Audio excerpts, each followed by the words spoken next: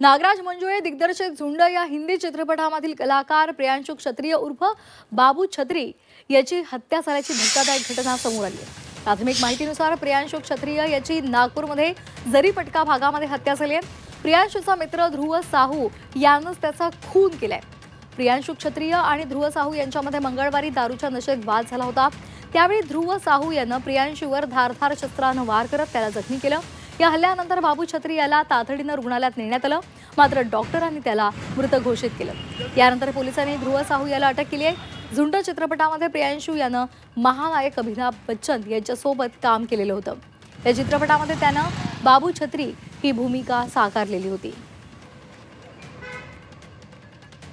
घरच्यांच्या म्हणण्यानुसार त्याला काल रात्री ध्रुव साहू नावाचा मुलगा त्याच्यासोबत त्याला रात्री 10:30च्या दरम्यान घेऊन गेला होता। त्यावेळेला बाबू छत्री हा खूप नशेत होता आणि त्याच्यानंतर आज सकाळी त्यांना माहिती पडलं की त्याला मारलेलं। त्याप्रमाणे बाबू छत्रीची बहीण शिल्पा छत्री हिच्या तक्रारीवरून मर्डरचा गुन्हा दाखल करण्यात आरोपी ध्रुव साहू याच्या अगेन्स्ट गुन्हा दाखल करण्यात आलेला आहे। तपास चालू आहे।